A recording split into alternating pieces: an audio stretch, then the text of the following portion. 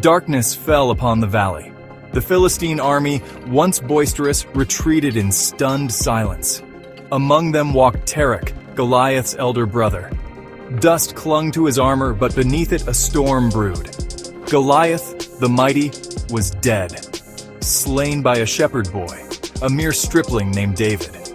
Tarak had watched from the ridge, rage burning in his heart. He remembered their childhood in Gath, Goliath, always the larger-than-life brother protecting, teaching. Now Goliath was gone. Only a gaping hole remained in Tarak's life. He gripped the obsidian hammer at his side, a gift from Goliath on his last birthday. It felt cold, lifeless. Vengeance, that would fill the void. Whispers followed Tarak through the Philistine camp. David, the Israelite, they hissed, killed Goliath with a sling and a stone. Each whisper was a searing ember on Tarak's skin, igniting his fury. He entered Goliath's tent. It still smelled of lion hide and iron.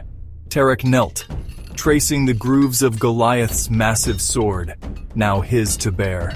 He would not let this stand. He would find David. He would avenge his brother. That night, under the pale gaze of the desert moon, Tarak swore an oath.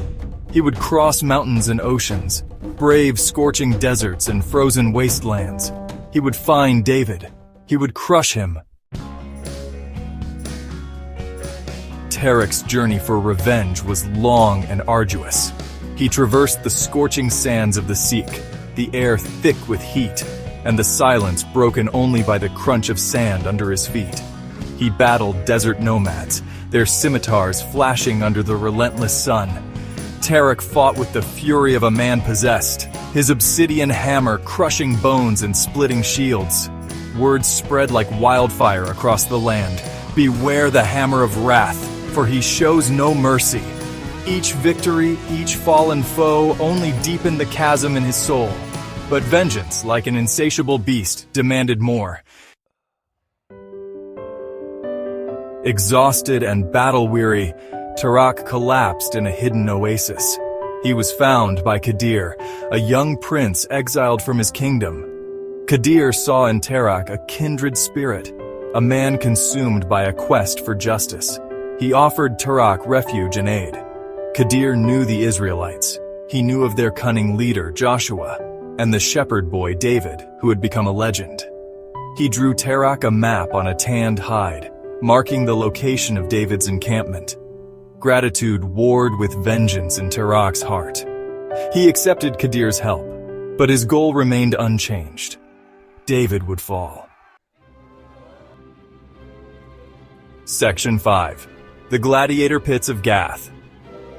Following Kadir's map, Tarak journeyed to Gath. He learned that David was now a renowned warrior in the army of Saul, king of Israel. To reach David, Tarak chose a path paved with blood and sand, the Gladiator Pits of Gath. He entered the arena, a towering giant amongst men, wielding his obsidian hammer with brutal efficiency. Each victory brought him closer to his goal. With each fallen opponent, he whispered Goliath's name, a promise and a threat. He would carve a path of destruction to reach David. Nothing would stand in his way. News of the unstoppable giant reached the ears of a reclusive oracle living in the mountains. Intrigued by Tarak's quest, she summoned him. Her voice, ancient and raspy, filled the dimly lit cave. "Vengeance," she croaked, "is a double-edged sword. It will cut you even as you strike with it." She warned him that his quest was fueled by darkness, that it would consume him entirely. But Tarak, blinded by rage, ignored her warning. He thanked her for his time and left, his resolve unshaken. He would have his revenge. Tarak arrived at the Israelite camp during the Siege of Jericho. He watched as the Israelites marched around the city walls, their trumpets blaring. He saw David, clad in leather armor, his face hardened by war, leading a contingent of soldiers. The moment had finally come. Hatred burned in Tarak's chest, a wild, consuming fire.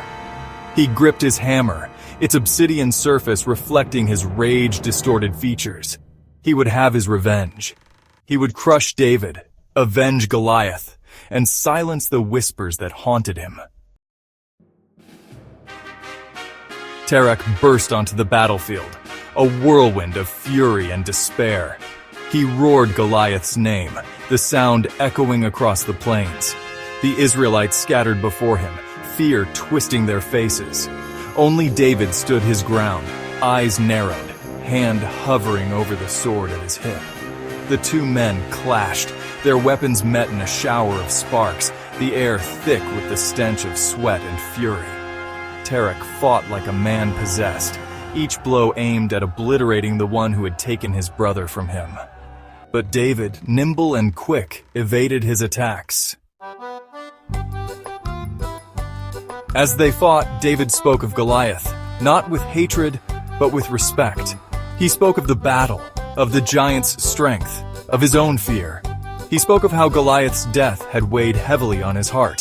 Tarek faltered. Doubt crept into his rage-clouded mind. He lowered his hammer. David, sensing his enemy's surrender, sheathed his sword and offered him water. Tarek looked at him, at the man who had killed his brother, and saw not a monster, but a man who grieved as he did. He sank to his knees, the weight of his vengeance crushing him. The oracle was right. Vengeance was a double-edged sword. It had driven him, consumed him, and left him hollow.